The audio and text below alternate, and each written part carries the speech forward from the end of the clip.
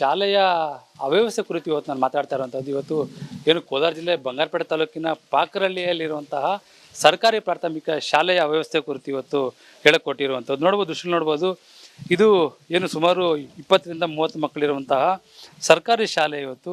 ಆದರೆ ಇಲ್ಲಿ ಏನು ಮೇಲ್ಛಾವಣಿ ಏನು ಬೀಳ್ತಾ ಇರೋ ಕಾರಣ ಇವತ್ತು ಸಾಕಷ್ಟು ಮಕ್ಕಳು ಇವತ್ತು ಶಾಲೆಗೆ ಬರ್ತಾ ಇಲ್ಲ. ಅದ್ರ ಜೊತೆಗೆ ಪೋಷಕರು ಸಹ ಇವತ್ತು ಮಕ್ಕಳನ್ನು ಶಾಲೆಗೆ ಸೇರಿಸಲು ಹಿಂದೇಟು ಆಗ್ತಾ ಇರುವಂಥದ್ದು. ದೃಶ್ಯಗಳು ನೋಡ್ಬೋದು. ಈ ಶಾಲೆಯಲ್ಲಿ ಸುಮಾರು 30 ಜನ ಮಕ್ಕಳು ವ್ಯಾಸಂಗ ಮಾಡ್ತಾ ಇದ್ದಾರೆ.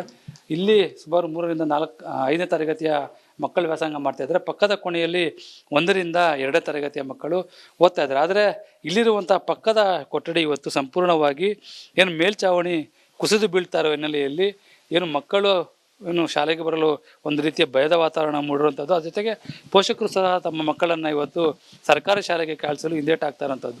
ದೃಶ್ಯಗಳು ನೋಡ್ಬೋದು. ಸಾಕಷ್ಟು ಮೇಲ್ಛಾವಣಿ ಅಂದರೆ ಸೀಲಿಂಗ್ ಬೀಳ್ತಾ ಇರೋ ಕಾರಣ ಇವತ್ತು ಇಲ್ಲಿ ಸುಮಾರು ಒಂದು ಕಾಲದಲ್ಲಿ 30-40 ಮಕ್ಕಳು ಶಾಲೆಗೆ ಬರ್ತಾಯಿದ್ರು. ಆದರೆ ಇವತ್ತು ಕೇವಲ 23 ಮಕ್ಕಳು ಇವತ್ತು ಶಾಲೆಗೆ ಬರ್ತಾ ಇದ್ದಾರೆ. ನಾನು ನೋಡ್ಬೋದು ಇವಾಗ ಕೊಠಡಿ ಒಳಗಡೆ ಹೋಗ್ತಾ ಇದ್ದೇನೆ. ನೋಡ್ಬೋದು ದೃಶ್ಯಗಳಲ್ಲಿ ಸಂಪೂರ್ಣವಾಗಿ ಏನು ಸೀಲಿಂಗ್ ಬೀಳ್ತಾ ಇರೋ ಕಾರಣ ಈ ಕೊಠಡಿಯನ್ನು ಸಂಪೂರ್ಣವಾಗಿ ಬಂದ್ ಮಾಡಲಾಗಿದೆ. ಅಂದರೆ ಇತ್ತೀಚೆಗೆ ಏನು ಸೀಲಿಂಗ್ ಬಿದ್ದ ಕಾರಣ ಏನು ಇಲ್ಲಿನ ಶಿಕ್ಷಕರು ಎಚ್ಚೆತ್ಕೊಂಡು ಈ ಶಾಲೆಗೆ ಅಂದರೆ ಕೊಠಡಿಗೆ ಬೀಗ ಹಾಕಿರೋದು. ಅಂದರೆ ಮಕ್ಕಳ ಮೇಲೆ ಬೀಳುತ್ತೆ ಎಂಬ ಆತಂಕದಲ್ಲಿ ಇವತ್ತು ಸಂಪೂರ್ಣವಾಗಿ ಈ ಕೊಠಡಿಗೆ ಬೀಗ ಹಾಕಿದ್ದಾರೆ. ಅದ್ರ ಜೊತೆಗೆ ಏನು ಹೇಳಿದ್ರೆ ಇಲ್ಲಿ ಕಳೆದ 6 ತಿಂಗಳಿಂದಲೂ ಸಹ ಕುಡಿಯುವ ನೀರಿನ ಸಮಸ್ಯೆ ಏನು ಸಾಕಷ್ಟು ಮಕ್ಕಳಿಗೆ ಕಾಡ್ತಾ ಇರುವಂಥದ್ದು. ಅಂದರೆ ಏನು ಶೌಚಾಲಯಕ್ಕಾಗ್ಬೋದು ಮತ್ತು ಕುಡಿಯುವ ನೀರಿಗಾಗ್ಬೋದು ಮಕ್ಕಳು ಹೋಗೋದಕ್ಕೆ ಪರದಾಡ್ತಾ ಇರುವಂಥದ್ದು. ಅಂದರೆ ಶೌಚಾಲಯಕ್ಕೆ ಹೋಗ್ಬೇಕಂತ ಹೇಳಿದ್ರೆ ಇಲ್ಲಿನ ಮಕ್ಕಳು ತಮ್ಮ ಮನೆಗಳಿಗೆ ಹೋಗುವಂತಹ ಪರಿಸ್ಥಿತಿಗೆ ಬಂದಿರುವಂಥದ್ದು. ಅದ್ರ ಜೊತೆಗೆ ಯಾವುದೇ ರೀತಿಯ ಕುಡಿಯಲು ಸಹ ನೀರಿಲ್ಲದ ಕಾರಣ ಏನು ಟ್ಯಾಂಕ್ಗಳ ಮುಖಾಂತರ ಮತ್ತು ಏನು ಕ್ಯಾನೆಗಳ ಮುಖಾಂತರ ಇವತ್ತು ಮಕ್ಕಳನ್ನು ಅಂದರೆ ಇಲ್ಲಿನ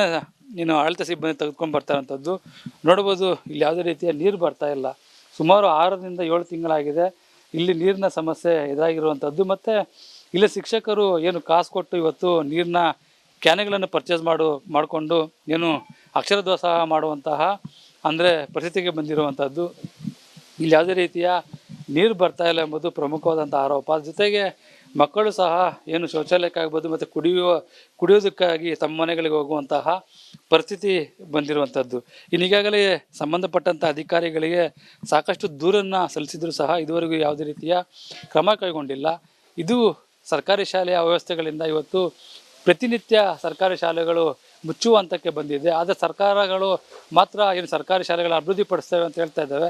ಆದರೆ ಸರ್ಕಾರಿ ಶಾಲೆಗಳ ಪರಿಸ್ಥಿತಿ ನೋಡಿದ್ರೆ ಇವತ್ತು ನಿಜಕ್ಕೂ ಒಂದು ರೀತಿಯ ಭಯದ ವಾತಾವರಣದಲ್ಲೇ ಇವತ್ತು ಮಕ್ಕಳು ಬರುವುದಾಗ್ಬೋದು. ಆ ಜೊತೆಗೆ ಪೋಷಕರು ಸಹ ಮಕ್ಕಳನ್ನು ಕಳಿಸುವಂತಹ ಪರಿಸ್ಥಿತಿಗೆ ಬಂದಿರುವಂಥದ್ದು. ಇವಿಷ್ಟು ಇಲ್ಲಿನ ಸುದ್ದಿ.